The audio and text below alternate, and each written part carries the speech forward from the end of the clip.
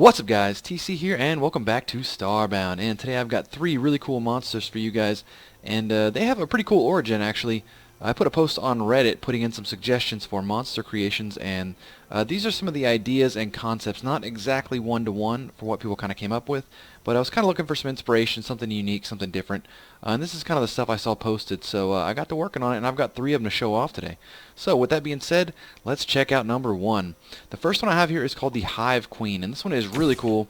I think this is the strongest one of the bunch, and as you see, it's just a big fat looking kind of bee, fly, wasp, hornet looking thing, but he's got a really cool attack, and pretty much what happens is when he senses danger, she I guess, calls in a swarm of little bitty protector, like gnat, fly, bee things. So we're going to spawn in a pop top for her to completely destroy. There we go. So as you can see, she starts spawning in these little swarms of bees that kind of sting around. And what's really cool is they stick around with her and they pretty much just follow her around, and she has her own little swarm. Now, she also has a couple of other attacks. If you touch the queen directly, you take poison damage. And she also has a mini, like the kind of like the hive bomb. She shoots the little baby flies as a projectile, and she also can drop these little slugs. So we're going to see it one more time here. So those little slugs up there, she dropped them on the ground. They kind of act like landmines. And she also has that fly attack. But generally, this is how she does a lot of her damage. And these things are really cool because they have this kind of like swarm behavior. And what it ultimately results in is her doing a ton of damage and typically not taking very much damage because attacks fired back at her tend to get blocked by the swarm. And she generates a swarm pretty much as soon as these guys are killed. She makes new ones. So she's really strong. Now there's kind of a unique behavior with how these swarms are. So when you spawn her in, she won't generate the swarm on her own. She has to be exposed to a threat. And then if you recall her back, the swarm will be left where it is, and you won't really have it. So real quick, we're gonna take this here. So as you can see, the swarm is there, right? So we've lost the swarm. You can't recall it back into the ball, but you can recall her. So if we put her back out, though, you'll see that the swarm does not pick up and leave off with her. So if she detects a new threat, what'll happen is she'll generate a new swarm. Now it's kind of odd because these guys are currently on our team, but they're not seated with her. So like if we spawn in a pop top, you'll see they'll attack it, right? And she's generating her own swarm now too. So for a moment, you kind of have a double swarm. Here's some more of that's left over. So we're going to spawn in that just to kill it.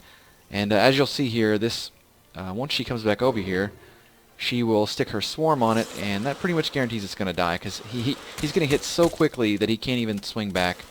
And she also, as you can see, she does her poison damage if she does direct contact. But yeah, it's a really cool little monster with some really unique effects to it. I know I made a nanobot swarm one before, but it doesn't quite have the same functionality as this. Like this is a whole bunch of AI, whereas the swarm was really just one monster with kind of like the simulation of a swarm. So I really liked that one. So we're gonna pull him back. I'm sorry. Let's kill this guy. I don't want them bugging up my stuff. So, anyways, now we're going to go on to the next one here. And this one is, so it's kind of strange. So, this one looks really simple, and his attack is pretty much simple. This is a Bullet Clam, and the idea is, in the Reddit thread, people posted that they wanted one that, basically kind of dropped a bomb behind him and projected himself forward. The problem is that there's not really any good bombs in the game that propel mobs forwards. So I got to working, and I did find one here, and I got this, the idea for this one is it's like a little clam, and it compresses ink in its body and it uses as a propellant. So we're going to spawn another pop top in. You'll see he'll charge up and he shoots forward and does a ton of damage. He also he leaves them with wetness and also the tar slow, so they're kind of covered in ink. Now there's another unique feature about this guy. Because of the clam shell, he is completely invulnerable to direct damage. So you can hit this guy all day, you won't damage him, but he is vulnerable to status effects. So things like poison and burn will whittle his health down, and to balance it out, he doesn't have a lot of health. He only has 10 health at all. So he doesn't take much damage at all.